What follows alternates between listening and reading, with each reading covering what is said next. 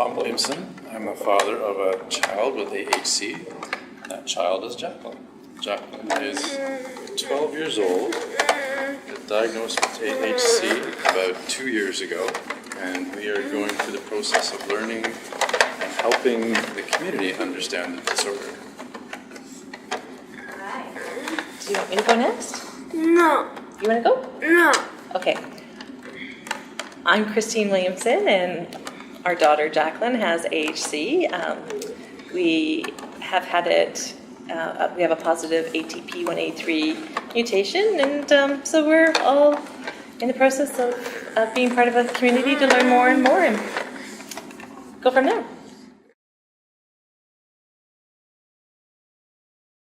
Jaqueline started to show symptoms right at birth. In fact, she was born on September 9th, 2001, and right away they noticed back arching within her and some symptoms that they wanted checked out, and we needed to be transported to a larger hospital in our country. And it was September 11th, so that created some delays in getting us to that hospital, but essentially we spent a week and a bit in NICU, and from there they handed us this little baby girl and said take her home and treat her like a normal child. So I think we just took her and ran with her and wondered what that meant. And then we started to see different things like unusual eye movement where her eyes would go up and down. We'd bring that to the doctor's attention. They often thought that I was probably, just overreacting as a new mother. And so we went through a lot of doctor's appointment where they didn't actually seem to do anything with what we were experiencing. Then about 1 year of age, she kind of flopped over, became very floppy, and we took her to the hospital, but she had stopped by that time. And it then happened almost 2 days later, went back to the hospital. And it wasn't until the doctor actually observed her and said, we think it might be seizures. They sent us to the hospital, and we really got on a pathway of it being a seizure disorder. So we treated her with a lot of seizure medicines. Every time the neurologist would say, do you think the medicines are helping? And, we'd say, no, it's not, because she just falls asleep, and then she's better when she wakes up. So after years and years and years of really pushing our doctors, being told that a diagnosis wouldn't matter, we just kept asking for more and more tests. And eventually, when we got one doctor who is a neurologist who specializes in Tourette's and headaches, who handed us a piece of paper one day and said, it was February 14th, 3 years ago, said, this is what I think it is. And we just started to read up on it, and then it was at a family meeting that we actually finally met doctors who had seen what AHC looked like.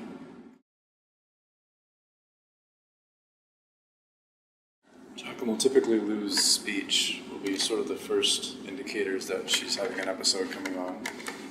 And some of the body posturing with her foot in particular, and sometimes her hand, and then sometimes her head will turn. Or other times it's a combination of all of the above. And that's a typical event for us. And they can last anywhere from a few minutes to an hour or more. We don't typically get them to an hour or more anymore because we are pretty quick to get her to relax and try and sleep. And as all the AHC people know, sleep is the magic cure. Mm-hmm. Jaqueline, what kind of episodes do you get? Well, I don't want to talk on TV. You don't want to talk on TV, okay?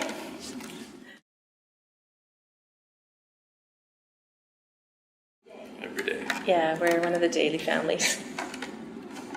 So throughout school, we've had to teach teachers, anyone who wants to spend any time with us, they know what the episodes look like then. We have to coach them to be prepared to see the things that they may see when Jaqueline goes into episode. Yeah. And then how to keep her safe if she does. Well, my school kind of missed time. It's in junior high. What grade are you in? Grade 7. So she's in a mainstream school, but an integrated program within that mainstream school. Prior to that, she was in another school that specialized in special needs. So she was there for A couple of years. 8 years almost, wasn't she? 9 years, yeah. She 9 was 9 years, years yeah. in totally special ed, and now we're in special ed classes within an integrated environment. It's Yeah. been amazing, yes. What do you want to say about Miss Bell? What is she really good at? Guitar. Plays so long. Farewell. Williamson. Goodbye.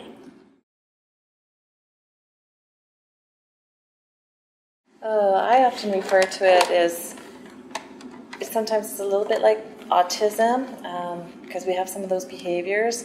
It's a little bit like CP. It's a bit of a seizure disorder. A little compulsive disorder sometimes. Yeah, some compulsivity. So it's a lot of things coming all together to create one. The nice thing now is that we do have a genetic test so that we can explain where it's rooted so that they understand that there may be a genetic factor involved in it as well as, the cognitive part of it. Gives it some different, definition than some of those other disorders that are out there.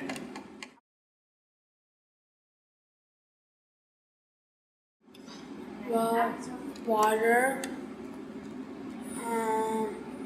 Happy moods. Emotion, yeah, lots of emotion. The emotion can it be happy or angry? Either one? Sometimes it's lights, some types of lights. Like those lights and the big lights. The big lights. Big lights. Temperature, hot, Temperature. cold, the water. So, simple thing like going to the swimming pool becomes, We know we're going to have an event. Yeah. We just get ready for it. yeah. And then another is tired, sleepy, or lack of sleep. Yeah, being tired, getting a cold, just anything that has some sort of sudden change to it. Whenever there's some sort of physical or mental stress, definitely will trigger. I was equated to a bit of a fuel tank, where you have a certain amount of fuel in the tank, and something that starts to use up that fuel faster will bring the episode on sooner. But then the sleep refills the fuel tank, and you're off and running again. Yeah.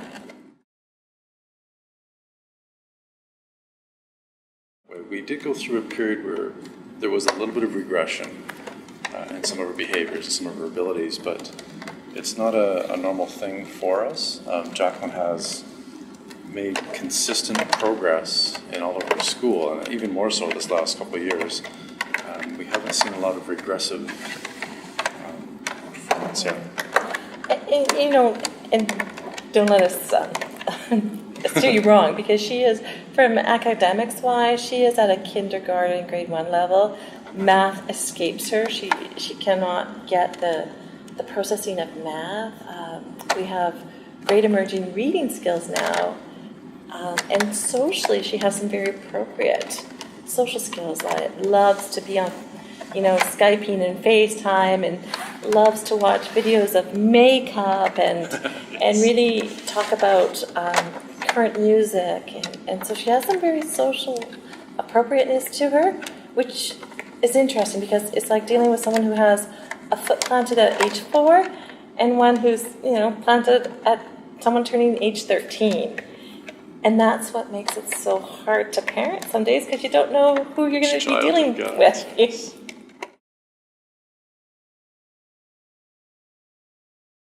Oh, it depends on the day, doesn't it? It does, I think probably the biggest thing is the fact that it's just so life-changing. You grow up, you have a family, you expect to progress, you expect to have that family grow up, mature, and lead a normal, productive life.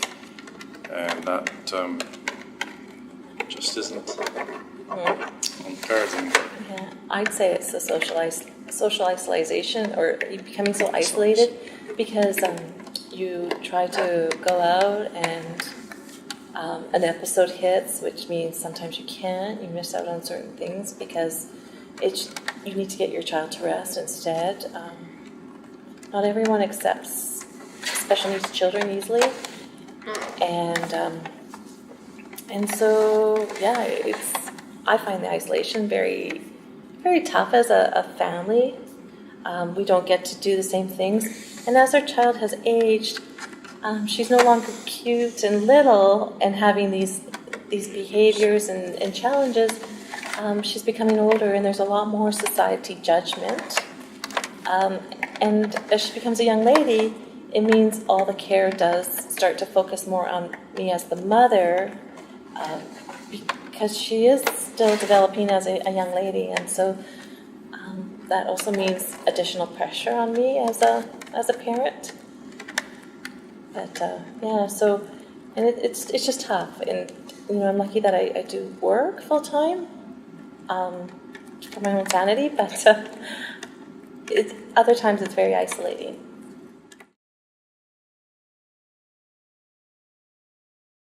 I think if you're a parent who's going through the whole process of discovery with AHC, and Kristine mentioned it earlier, if the doctors and the medical community is not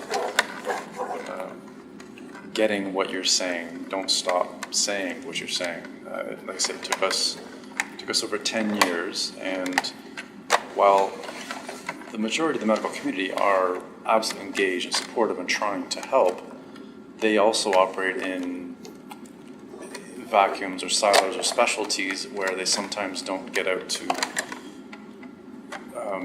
get other information. So if you're a parent dealing with this, never stop pushing, because eventually, like happened with us, you'll get that one moment where one doctor talks to another one, or one hears something else, and you'll get to where you want to be.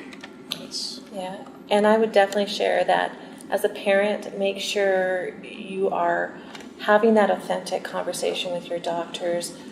They're taking notes, and they're notes that will help create the picture of AHC. So if you feel something's not working, state it. If you feel something is working, state it. Don't hold back. Have that honest, authentic conversation, because we found that when we had the diagnosis, the doctor who had gone through the 3 big files that they had on Jaqueline, she referred back to notes of her at 6 months and referred back to notes at 18 months that the doctors had captured conversations, and that was critical. So, just don't stop talking about what you're going through and what you're feeling, the experiences, because that's going to be the key.